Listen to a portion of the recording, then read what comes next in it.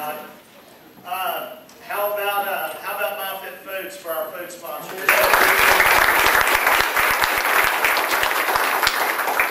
Our presenting sponsor is Artistic Stitches. Is Joan here? Would you come on up and say a few words? Come by there and pick it up. Joan Dansfield with Artistic Stitches.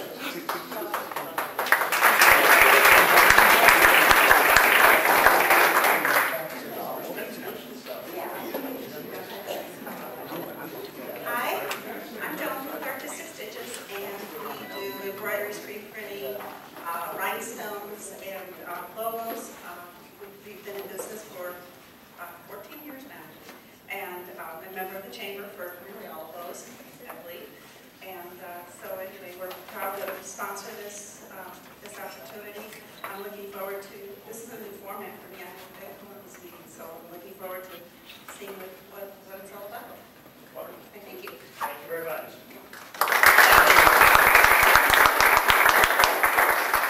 They really, if you go down 1960, they've got a really big new store. I guess you've been there for 3 years now? That's right. Yeah, 3 years. It's right across 1960 from Coaches. They took up half of that old grocery store right there. Yeah. And if you want to see some of their work, I'll show you my shirt later.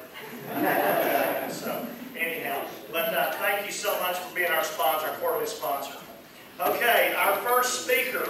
Normally we have our building principal start these meetings off, and we're trying to get more students involved, and so I'm very pleased to start the meeting off with one of our wonderful students here at Atascocita High School, Miss Jessie Scanlon.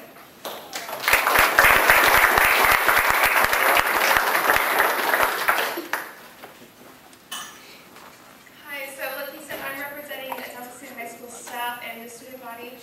My name is Jessie Scanlon. I'm the president of the National Honor Society, as well as Best Buddies, which is an organization that works with special needs students here on campus. Mr. Daniels asked me today to talk a little bit about the service learning that we do here, and I wanted to talk about some of the stuff that we do in the National Honor Society.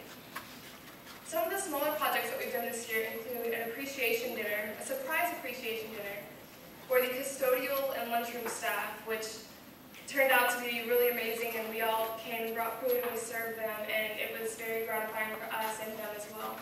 And one of the other smaller projects we did this semester was we collected canned foods and other items for him, and we raised over $700 in just a couple of hours in one afternoon. Next, we did 2 large-scale projects this semester. One that we've done for the past 3 years, and we do it every Christmas. It's called Hope for the Holidays.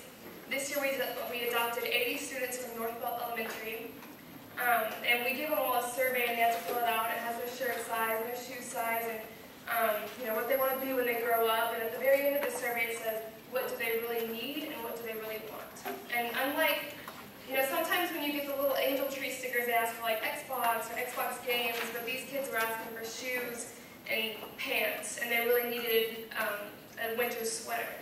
So we used our funds and had other donations from the community, and were able to give each student 2 shirts, a pair of jeans, a set of sweats, a cap, and gloves, and a nice toy, and we presented them all at the same time. And that project has been really close to my heart because I've kind of been in charge of it for the past 2 years. And this year, seeing the parents cry because we were able to give their children something that they couldn't, it was very touching and very gratifying for us. And that's one of the biggest parts that I'm going to be sad about leaving, is missing out on that project. Another project that we did this year was new for our school. We did a project called Believe in Butterflies. We wanted to do something with someone in our community, and we found a little girl at Bear Branch Elementary School named Christina Barrett, who has bone cancer. She was diagnosed 2 years ago, and she's been fighting ever since. And we decided to raise some money to help with her medical bills. And what we did was we sold butterflies, individual little butterflies. Everyone would pay $5, and then on the day of the release, they would come pick up their butterfly, and we ended up releasing 600 butterflies into the sky all at once. And we raised over $3,000 for her and her family. And I think that project has really brought our school together. And that's really the goal, is for us to learn how it feels to serve our community. And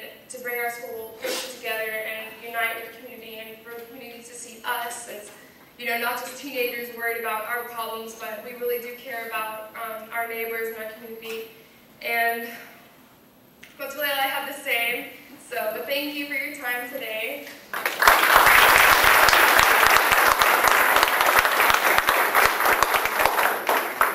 tell you, I was fortunate enough, privileged enough to come up when they released the butterflies that day. I know Mr. Kramer was here as well, and a couple other board members. Unbelievable. Unbelievable with the number of kids out there, the family, and their humbleness, their appreciation for what these kids have done. And I just want to say thank you, and I appreciate all you are doing.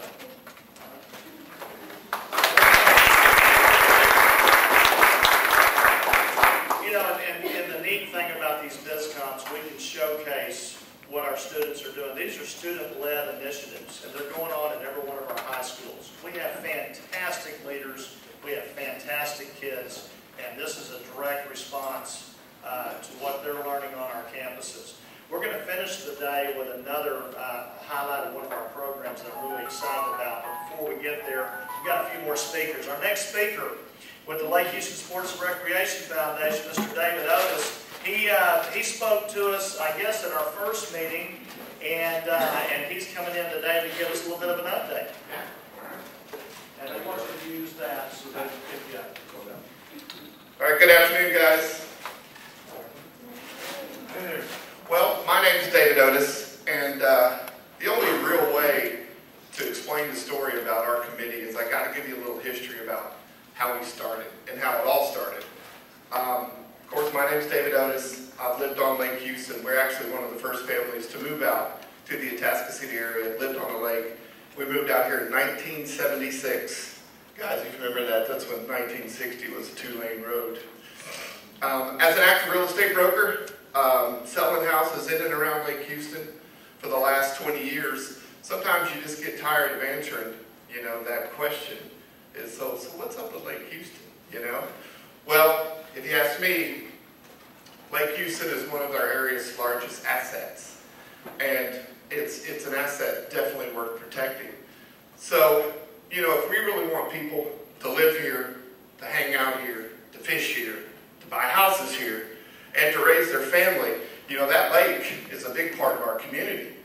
And I was amazed that no one has gotten an organization like what we're doing. No one's ever done it. So I called up Tom Cook. You guys know Tom Cook with the Dockline magazine. And we went to lunch over at Chili's.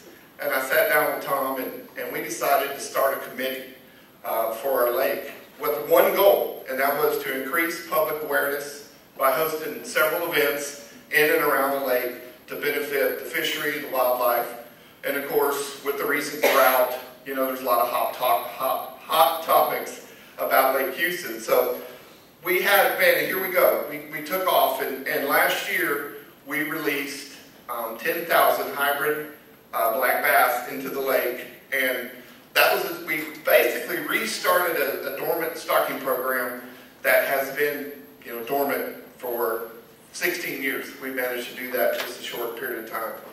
Along the way, we formed strategic alliances with people like Ted Poe. You guys heard of that guy. Of course, Dan Huberty, who's been a champion for our committee, has really helped us.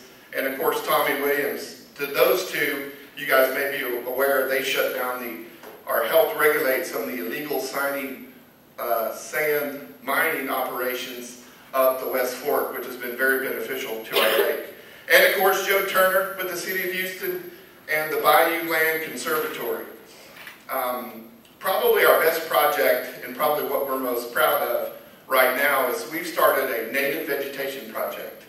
And it's over across the lake behind Cedar Landing, where we basically have built 10 4x12 boxes that basically sit about this high off the ground. And you have liners in them to where we'll be growing and introducing beneficial plants to Lake Houston. Now, we've implemented the same exact program they started in Lake Conroe, and in 5 short years, they have over 1,500 acres of native vegetation in Lake Conroe. Well, we hope to do the same thing here on Lake Houston. So that's kind of a big deal, And basically, what we've learned is that we can basically make a difference here on Lake Houston with our efforts. basically, of course, we're a nonprofit 503c organization. We couldn't do any of this without the community support. And I'm here to ask for that support, by the way, so just so you know. One of the events we had last weekend was April 27th. We had our Take a Kid Fishing Day, which was an outstanding success. We had over 50 kids show up at the dock on Cedar Landing, where these little guys weighed in, and we weighed and measured and photographed 75 fish. I tell you, it was quite a day. And then we also, which was kind of a twist, we added a junior big bass division, which we encourage some of the pro fishermen or the guys who take it really serious to go out and find a junior to take them fishing. And I'll be happy to announce that we set a new junior lake record for Lake Houston during that event. Guy's name that caught the fish was it was CJ Rash, and it was a great deal. So, trying to wrap it up here, but I've got some prizes here for people who can answer a few questions about Lake Houston. Does anyone know when Lake Houston was built? 54. No Googling. No Googling? Anyone want to guess? 52? 54? All right, 54. Here we go. You should have said that. Actually, it was built in 1953, commissioned in 1954. You gotta speak up. Kind of cool. How about this one? How about louder? Everyone knows where the dam is, right? You know what the fish says when it hits the wall? Damn. All right. Does anyone know how many feet above the dam is above sea level? Anybody? 70. Good guess. Nobody? 40? Keep guessing. 50? Somewhere between 40 and 50. 45. Yeah. Come on. Anyone want to say 46? Well, you guys are lucky. I got a whole bag of these things. So. All right. A couple more, and then I'll get out of here. Do you know when Lake Houston, when the city of Houston built Lake Houston, what reservoir Lake Houston replaced as the water drinking supply? Anyone know? Sheldon Lake? All right, good job. Who said that? All right. I don't know if I can reach all the way over here, but well, It's because it was the only one out here. I'm not really smart. there you go. Good job. Thank you. A true champion for Lake Houston. All right, let's see what else we got here. One more. Yeah, one more. And then, all right, can we do one more? Just one more? One more. All right. What type of fish was the largest fish caught on Lake Houston? Catfish. Guess how big? 87 87 pounds. Get this, 65 pounds. 65 pounds was caught January 25th of 2003. So, with that being said, man, I appreciate it. Had a great time up here today. I'll be around to answer any questions you've got. Also, on your desk, you have a calendar that we put together. That's for you guys. On the back has our information, our Facebook page, our website. Please go get involved. Thank you, brother.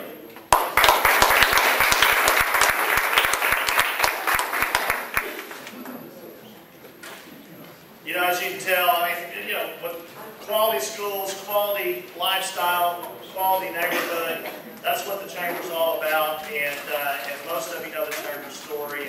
And I appreciate David starting this group up and just adds more value to our community. Next up, it is an election year. No campaigning on school property.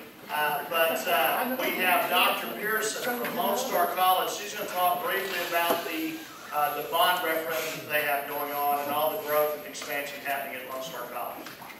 Thank you, Robert, and thank you to all of you for being here this afternoon. I'm going to give you the quick version because in front of you is a pamphlet, the long pamphlet that has all the details with all 6 colleges and the needs for our system office as well. But I'm going to concentrate on your local community college, which is Lone Star College-Kingwood. And by the way, we have partnerships, whether service learning or internships, with every one of the speakers on today's list. So we're very much involved in our community, as you would expect for a community college. All of this information is on your pamphlet, but just in case you didn't know, we have grown over 30,000 students in just a very few short years since 2008. And actually, and that's as a system that covers 1,400 square miles, 6 colleges, many different satellite centers, so huge area. So 30,000 new students in that many years is just phenomenal. And I always point out, as a landmark, Lee College is a medium-sized college, and Lee College has 6,000 students. So Lone Star College system has grown the equivalent of 5 Lee colleges since 2008. Lone Star College-Kingwood reached 8,000 students for the first time in 2008, and we're now over 12,000 students. So we're very fortunate that May 2008 was our last bond, and it was successful, and that built facilities throughout the whole system. But at Lone Star College-Kingwood, it built 2 new buildings and the Atascocita Center, which is near and dear, I'm sure, to Atascocita. Just some stats, certainly return on investment. In case you didn't know, we do the training for 84% of all the first-time responders, and that includes, we have a huge nursing component, so I'll show you a little bit more information about this in a minute. Our process for calling for a bond involved community input. So not only did we have specialist consultants come onto our campus, do a facility study of our infrastructure and point out the needs that needed to be made to continue the health of the current buildings, but we also looked at all the demographics on the growing school districts around us, housing, real estate, all of those things.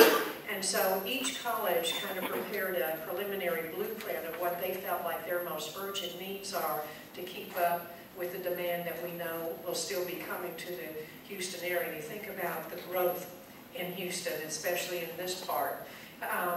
So we bounced that off of a Citizens Facilities Review Committee, which involves several in this room, including Don Gaddy, who was very active, our chamber CEOs, our superintendents, and many business folks. And they actually recommended to our board, going back, that we call for, that the system calls for a $520 million bond. But the Chancellor and the Board of Trustees pared that back to $497.7 million just to guarantee that there would be no tax increase. And so that recommendation was made in February, and our Board of Trustees called for an election on February the 20th. This slide shows you the steep enrollment. Blue is enrollment, red is the space. So we've had enrollment pretty much exceed the space demands, but the space demands kept pace with enrollment thanks to bonds that we had passed. One of the things that we've asked our residents time and time again, we did this with the last legislative session when we had this very steep growth in the Texas legislature. As we all know, the economy for the last several years couldn't fund any of the educational systems to the extent that they had in the past. And so we were growing faster than ever. Actually, we're the fastest growing community college in the state, and now we're dubbed the fastest in the nation. And we got no relief from state revenues to support that growth. So we asked our community residents, because one option was, do we increase taxes? And that's what the Board of Trustees was considering, along with many other things. And the residents said, above everything else, do not cap enrollment, because folks are coming to their local community college for training for their first 2 years of transfer work, and you're vital. So, and you're also the best return on investment in terms of cost. And so we brought in trailers, and we all know nothing's more permanent than a temporary trailer. So we're very lucky to, with the last bond, to, once those buildings came online, to let go of those trailers. And so we couldn't have sustained this level of growth. So we know that that's leveling off. we're now at almost 80,000 credit students. We're at 90,000 when you look at our continuing ed and our workforce development students. That's as a system. That's huge. Second largest in the state, just behind Dallas, but we'll surpass Dallas in the next year because we know the Houston economy is bringing in jobs much faster than Dallas. And so we know conservatively projecting we'll be at 110,000 students by 2018. So this bond will give us this much space to accommodate our growth. And again, we've been very conservative in how we've guesstimated growth. This looks at the tax rate over the last 15 years, and it's been remarkable. This is very unusual for a system to maintain total tax rate hovering just below 12 cents per $100. Maintenance and operation are all the people costs, the supplies, etc. Interest in sinking the blue is the facilities, the bonds. And so we've kept the same tax base because we've had very good fiscal management. We're AAA rated, which is very unusual bond rating for an educational entity that allows us to borrow at a lower interest rate. We've had good fiscal management and have paid off our bonds early, so that's allowed us to keep calling for bonds but not increase the tax rate. At the same time, of course, we've had growth, increase in property wealth and more people coming into the area. So all that does matter. Looking at what's scheduled for Kingwood, Lone Star College-Kingwood with this bond, our first primary need is instruction. These are the existing buildings. This is I-59. This is Kingwood Drive, Kingwood Place. This is Sorters Road. San Jacinto River's over here. Everything, we've got 200 acres that go to San Jacinto River. We can't build on this. This is all in the floodplain. So that's why you see the buildings clustered over this way. It makes sense with the hospital here, and of course Memorial Hermann Northeast just further up the road, and all of you have seen the huge increase in, we're an aging population in medical clinics. And we have at Kingwood about 300 students in our nursing program, whether they're in the 1-year, 2-year, or transition program. We have the only respiratory care program in the whole system. We have the only dental hygiene program in the whole system. We also have occupational therapy assistant. And we've already had requests to put in a sleep study program, a polysonography program. We have no space to do that, so we'll go off campus to be able to accommodate that request. We have a request from Berkeley Eye Clinic to put in an ophthalmology program. They see market increased needs for special training with the new healthcare legislation. So we have no place to put that. We're totally maxed out with our healthcare facilities, which are on the bottom floor of this building. So we thought the biggest bang for our buck would be, our first building would be an instructional building dedicated to the healthcare professions. And that would allow us to expand our science facilities into the bottom floor of the current healthcare building. And I used to be an anatomy and physiology teacher, so I can tell you that's a prerequisite for all of these healthcare programs, and we're maxed out with those facilities. So that's our primary need. Next, we knew that when we opened this building only a little over a year and a half ago, with that last bond, that's our new student conference center. Again, that money and those plans were drawn up in 2008, and we've grown 4,000 students. And students are on campus much longer during the day. They have many more needs for support services. So we know that bumping this out just to provide more places for them to sit and eat, because we're totally maxed out. And then third facility would be, we were able to acquire 9 acres across Royston Road, and we see this as an ideal site for future educational partnerships. While I won't say exactly who those are with, if we do the infrastructure and put in about a 20,000 square foot facility with 10 classrooms, our other educational partners can bring money to the table and add on to that. And I'll just say we've enjoyed an early college high school program with Splendor. We're in the 4th year. At our graduation in May, 30 of those seniors will get their associate degree before they get their high school diploma. We started one with Quest a year later, so their top level students are in their junior year, and actually we have one Quest student that will be finishing their associate degree this May as a junior. That's pretty impressive. We have an early college high school program starting with New Caney that will open up this fall. So we know those are wonderful programs that really do work, and it is a true partnership between the school district and the college. Then of course parking, and when you've been there any time in the daytime, especially the morning hours, you just have to hunt for a parking space. So this is what the bond will get your local community college. This is what our current nursing facilities look like. They're very well utilized. We also have a sim lab, and simulation labs are the way that all nursing programs, our healthcare programs are going. These are the expensive mannequins that can do anything and everything.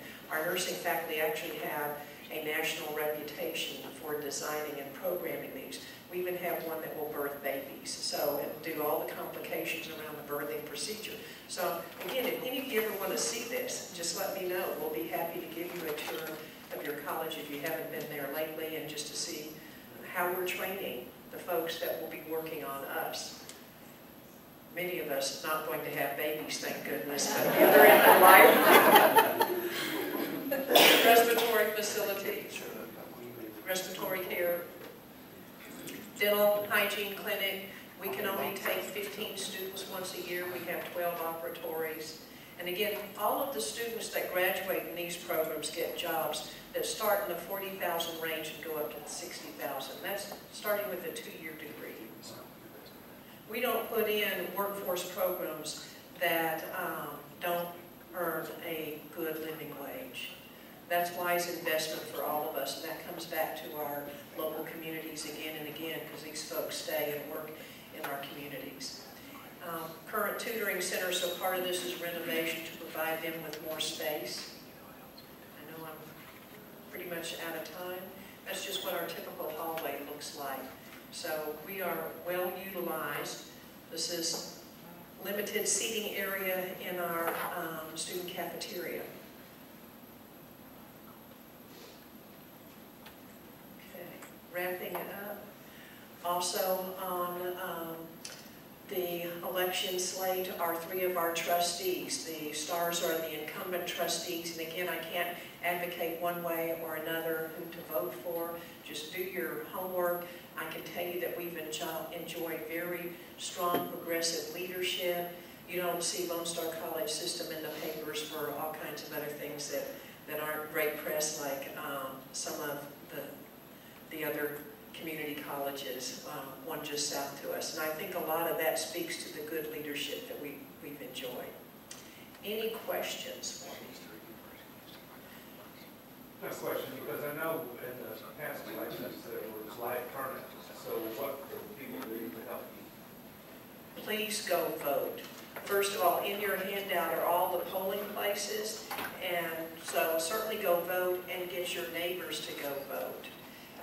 Actually, Humble ISD, with the election taking place with 6 trustees, is thought to be able to determine to a large extent what happens with the college system. So not only with the bond, but also in the trustee election.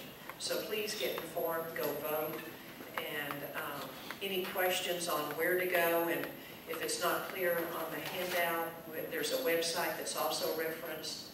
So just go vote, be informed, and tell others to go vote. And anything beyond that, I'll be happy to talk to you about after 5. Any other questions?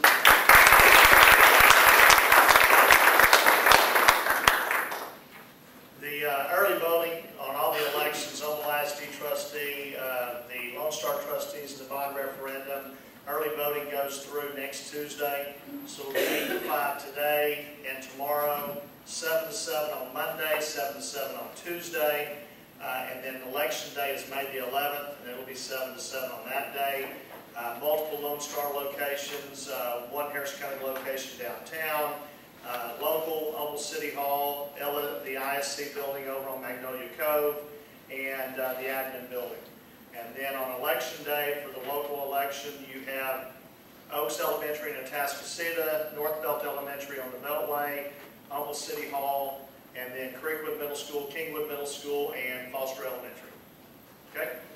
You can also go to the OMLASD website, click on the school board election page, and it'll give you all the information, all that good stuff. So, thank you, Dr. Persson, for sharing, and you'll be around a little bit afterwards, because some of you probably still have a few questions about the bond referendum in particular. So, thank you very much. Let's see. Yes, okay, perfect. Representing our new program that started last year, Leadership Lake Houston, and Mr. Nick Racine with Health South.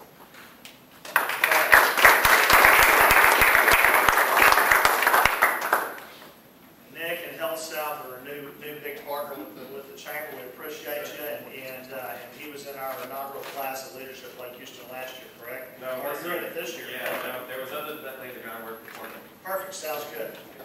Thank you. Well, kind of before I get started, I wanted to thank everybody for coming out and attending these BizComs. Hopefully, those of you that come regularly, you feel that these are really valuable. I know there's a couple that take place in our area, and I think they are tremendously valuable. They're great exchanges for all of you to get in front of each other, but then just learn some of the things that are happening in our community. And so that gives me a good segue into Leadership Like Houston. For example, myself, I've lived out in this area for about 6 or 7 years. Both my wife and I, we work in healthcare. So we see a lot of the regular faces out in the community, and we do what we can to glad hand and get to know how we can help the community. But my experience in the Leadership Like Houston program has just been amazing, because it's actually unfolded other avenues that we didn't know, neither my wife nor I, really existed. So all of the different relationships and the resources that are out here, the different dynamics that are affecting our community. So it really has given us some great insight. But in addition to that, the people that you are going to be paired up with, if any of you are lucky enough to be nominated, these are amazing friendships. They're great associations, but amazing friendships. Some very genuine people. India, if I could pick on you a little bit, I really did not know India at all before I got into this program, but I got a chance to learn a little bit more about her, and one of the greatest things that I learned about her is it's a travesty that I didn't know her before, because she is involved in so many different things to help out this community, and basically does it as silent service. Not to say that I know a lot of people, but I know a good number, and I had never known all of the great things that she does. And so you get a chance to meet people like that, and they will stay with you through this experience. You have a lot of fun as well. You get to poke fun at each other a little bit. The retreat, what happens at the retreat stays at the retreat. It's got Vegas rules, so that's good. You don't have to worry too much about anything escaping from there. But really, I want to open it up to y'all and see if you have any questions that I can specifically answer for you. Anybody know about the program already? Nick, we're in the middle of the nominating process for next year, is that correct? Yes, that's probably something we should repeat 3 times. The nomination process culminates on June 3rd. So if you know people that you work with or just have experiences with in the community, nominate them. I'm not exactly sure who makes the final selections, but June 3rd is the last date that you can submit to have somebody else go through this program. June 3rd. Y'all have a service project going on? We do. Actually, it's a service project that we're all pretty excited about. The inaugural class got a chance to do one as well. Coincidentally, ours will also benefit education. So North Belt Elementary School, we are right now accepting, badgering, beg, borrowing, and stealing book donations for elementary school kids. That school in particular, one of our members, our current classmates, Dwayne Johnson, really advocated for that school. Just being in such close proximity, he knows the lack of resources that that particular campus has, and reading being so foundational. That as a class, we decided that we wanted to try to raise or gather donations for about $640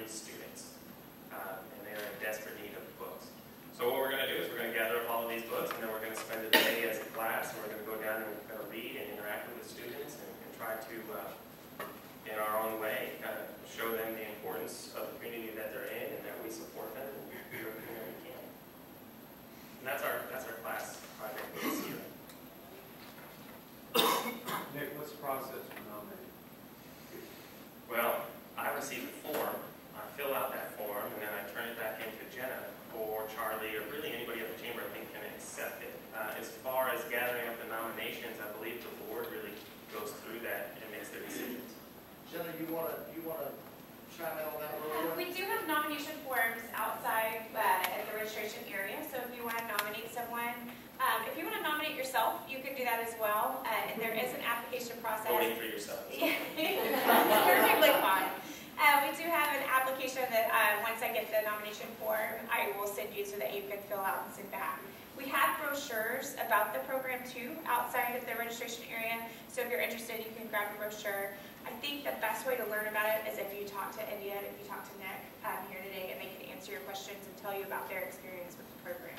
And the last thing that I'll leave you on with is, as you try to think of people that you may want to nominate, really think kind of hard. Don't just think about the first person that jumps at you. One of the key phrases or key thoughts when we first went out to the retreat was, you are going to interact with people that are at all different stages of their leadership development. There are people that are just starting out but are great people and could become great leaders, or there are people that are already great leaders and will benefit those around them. So both ends of the spectrum and everything in between, really consider not just the first person that comes to mind, but a lot of the people that you interact with. And that will net a really great class next year.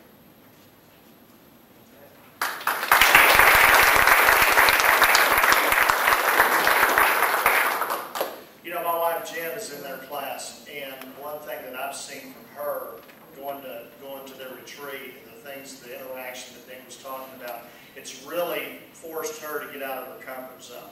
And she's kind of passive, which I'm totally a polar opposite of that. But it's really been wonderful for her and all the stuff she's involved in. And her relationship with India as well has grown and grown over the last year and a half. So I don't know where all the book drop-off locations are. Do you have that? Yeah, actually, let me. I was going to say, I know my Edward Jones office right around the corner is a drop-off location, and I've got a box right in the front. Yeah, I can get some plugs in for some chamber members right now, too. Actually. Yeah, if you don't mind, really Yeah, Robertson's, Edward Jones office, Westlake, Houston, Lone Star College, Building A and the Performing Arts Center, Humble ISD building on East Wade Village. That's the admin building. Mm-hmm. YMCA, Lake Houston YMCA. The ISC building on Magnolia Cove, and is that off Westlake? Yeah, while you're there, you vote. Yeah, there we go. Chick-fil-A in Fall Creek. Of course, the Chamber of Commerce. My Hospital, Health South. I imagine you could also do it at Kingwood Medical Center, Memorial Hermann Northeast. Those are other locations where we have current year class members. Perfect. Thanks, Nick. No problem. Thank you. Okay, we started off the program with a student here at Atascocita High School, and we want to finish the program, our last speaker, with one of the programs that I've really embraced over the last year, and it's wonderful, wonderful. It's our MOSIAC program, and I want to ask Geralyn Sullivan, longtime resident of Humble, and a wonderful instructor here at the Humble ISD, and this is her husband's Danny. See, so it's not Danny's wife, and Danny is Geralyn's husband. He's here to support me today. Oh, very good. Very good. First of all, I want to say thank you for Robert for giving this opportunity to kind of get out in the community. I know you see Danny a lot out and about, and I'm his, counterpart, but now he's here to support me. And I see a lot of friends out in the audience today, but what I do is I've gone back to work after raising our children, and I've been back to work working for MLAC, thank you, Robert, for the past 3 years, and I teach the MOSIAC program, which is located at the Cambridge School, where it used to house the Quest program. It's over off of Timber Forest. It's the CLC is in the front, but around back they kind of built on a wing for us. And what I do is there's 4 different domains that the MOSIAC the MOSIAC program teaches. First of all, it's for kids 18 plus, instead of staying in high school for 8 years. What they're going to do is they're going to come to the MOSIAC program, 18 and 22 special needs adults. Let me get that straight. The special needs adults, they'll come to us, and we actually teach employability skills, lifelong learning skills, independent living skills, and then also some recreational leisure skills also. And what I teach in the program is called production, is the other half of employability skills. One half is actually filling out the application, pursuing the job, actually learning the interview skills that they need, learning how to dress, what to wear, what's appropriate to say, what's not appropriate to say during an interview, and all the different aspects that come easy for you and I. But we actually teach them and give them the skills to learn this. But in my classroom, I don't know if this can reach all the way over here, but I think actually Robert and Jen got really, I think, excited about my program like I am. I tend to talk a lot about it just because I'm very passionate about this, because we've needed this, not only in this district, but around the world for so long. I actually teach the production room, and what we do is we actually have 4 or 5 different companies within my classroom. They come in there, they walk in, and I'm their boss. And what they're given is they're given actually different jobs to do. And we actually produce materials. What we do is we sell these products in the community and online. We do have a website called Designs by MOSIAC. If you're interested, there is a pamphlet up here in my card. And what we do is, I was asked when I got this job to get my CDL license. We actually take the kids, the students, young adults out into the community to buy the products, to make the bigger products, the raw products, to make the products in the classroom.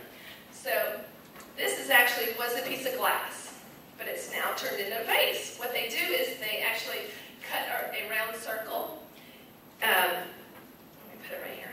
A round circle of glass, and what we do is we lay it over like a cocktail shaker and put it in a kiln, and it actually melts into a vase. And we sell these for $10. Like I said, we're not in it to make money, but to replenish all of the materials that we need to make more so they can learn more skills. It's just a very repetitive system, and they learn quite a bit. And those dreary old composition books that we used to have as kids, the black and white little things, we kind of dressed them up a little bit. And this is where Jen, I think, got all excited because she got some of these at one of the leadership council meetings, and she wanted to know who made them. Well, she tracked me down. And we also make dog biscuits. We have 5 different flavors. So we have the large ones for $3, and then with small packaging for $1. But the kids, there's kids that are very low functioning, and there's not a lot of things that they can do. But you know what? They actually can do a lot in my classroom. They tag it, they'll package it, they'll weigh it, but it gives them a good sense of worth. Like I'm important, like I've done something. And when we go out to sales, we go to different elementary schools, middle schools, high schools. We went to the IC building also, and they can actually tell you what the process is. But they are so proud. They're so proud of what they're doing. It's because they did it themselves. They're not always told, but they're told past, well, I can't do this, I can't do that. Well, yes, they can. We always have a positive attitude there, and you might not be able to do it today, but boy, by next week you'll be able to get it. And also, we have a kind of a connection with a lot of the different restaurants that pass out crayons to the little kids when you're ordering little kids menus, and they have crayons that go with those. And after they're used, we recycle them. We ask them to keep them for us, and we come by and pick them up. And we melt them. There's a process. They take off the paper, and they sort them in colors, and then they actually put these into molds. And we sell these also, crayons. And we have 5 different soaps. This is orange peel. We've got glycerin soap. This one is a sea breeze, and they smell really good. These sell for $1. We also have one. We also have one called a gardener's and mechanics soap. This was definitely inspired by my husband. But it has sand in it, because when you're working on the car or working somewhere, you get your hands all greasy, dirty. It has sand in it, so it's actually an exfoliant to take off the grime.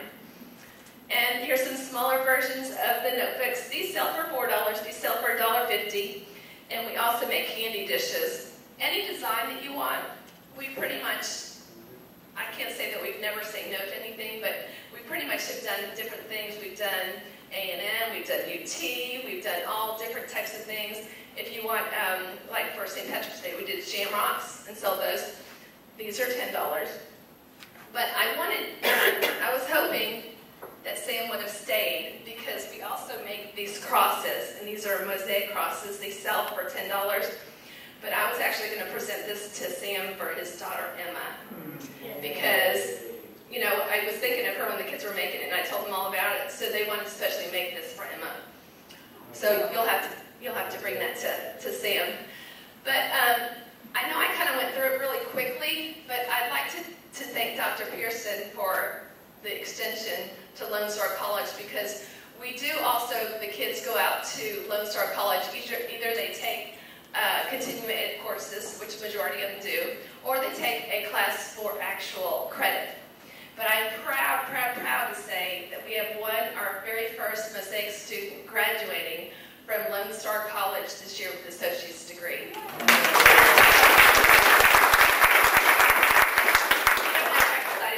You know, the program is so young, it's only 3 years old, and I've only been there 2 years. But it's so exciting because he is just so pumped because he got accepted to the U of H, and he is actually going to pursue a 4-year degree. So, very, very exciting. But y'all have any questions? Yes, sir. If a company wanted to, say, purchase a quantity of the portfolios, for instance, for new teachers on campus. Okay, well, actually that is happening because I was over at Foster Elementary and Terry Vitapo goes, Geralyn, I need like 65 of those by the end of this year for my fall teachers. And then I saw Nancy Morrison from Lakeshore, and she goes, I said, well, you know what Terry Vitapo did at Foster? And she goes, what? I said, well, she orders these for her staff in the fall. She goes, that is a great idea. She goes, I'd rather put it into you. You know, these kids, our future, instead of buying a little keychain that says, you're horrific, you know. So we're definitely, we can do that. And I have order forms up here. It is kind of winding down a little bit right now because we don't do this during the summer. The kids don't do it during the summer. But I definitely can give you my card. And if you'd like to order something this year, we do go through the end of this month, May, since we're all getting out of school early June. But if you want to call me or if you want to look at the website, not everything is on the website. So you might see some things here today that you won't see on the website. So it's not quite updated. But does anyone have any questions? Are you selling that stuff right there today? If you would like. I know it's a competition. Okay. That's our number one selling. Well, if you pick them up, I mean, we do take checks made out to MOSIAC. We do take donations, like someone else was saying, if you'd like to support the program. Anything else? Yes, sir. How many students do you have again? You know what? That's a great point because I wanted to bring that up. Thanks to the school board, we actually started last year with 22 kids. This year with 30 kids. And now next year we're going to have 66 kids. Excuse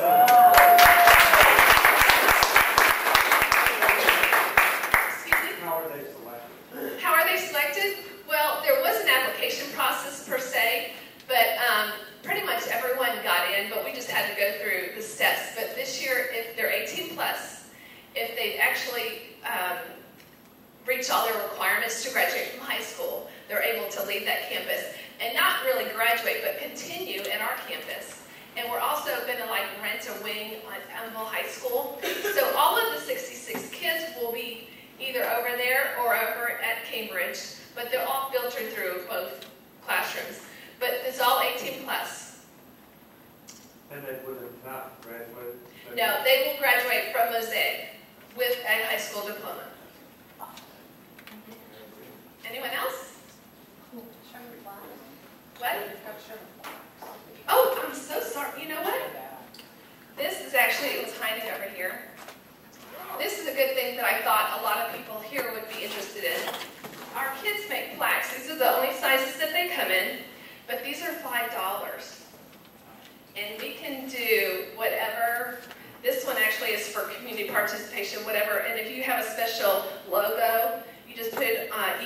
me, and I'll put it in the machine, because this was actually a little logo that they, I figured it out this year, how to use it, how to put it on the plaque. I was very proud of myself, because they do have some pictures that comes with it, but she just didn't want it to look, babyish, but this was perfect.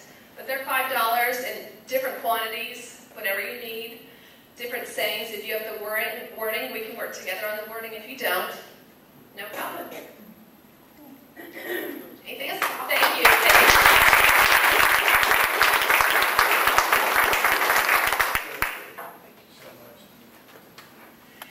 That's one thing that we've really tried to focus. Yeah, go right ahead. I forgot. And it even comes in a really cute bag that actually is painted and decorated by the students also.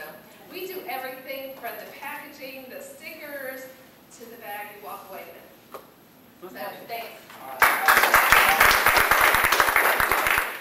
One thing that we've really tried to do with these BizComs, I know when they started at Summer Creek, it was really a community event, to really bring school pride to that campus. And we have Fred Kramer and Don Getty here who started those. And it was kind of a combination of the two, brainstorming and with all the growth we had, how do we create a sense of community here at Summer Creek High School? Well, when the Chamber took hold and really expanded these to the other schools, one thing I wanted to make sure started happening, we do the Inspiring Moments videos at the school board meetings, and I wanted to bring some of those things here into these meetings. If you remember last time we were here, we had Missy Davenport in from Quest, the student that is getting her associate degree as a junior in high school. And then this MOSIAC program is just incredible. And these are some of the things that we haven't done a very good job of communicating to the public that's out there and that's available. So thank you all so much for taking your time to come out. Let's see, any news from the Chamber that we need to talk about? Someone left their keys. That's not Chamber news, but someone left their keys. All right. Any questions? Any ideas? Yes.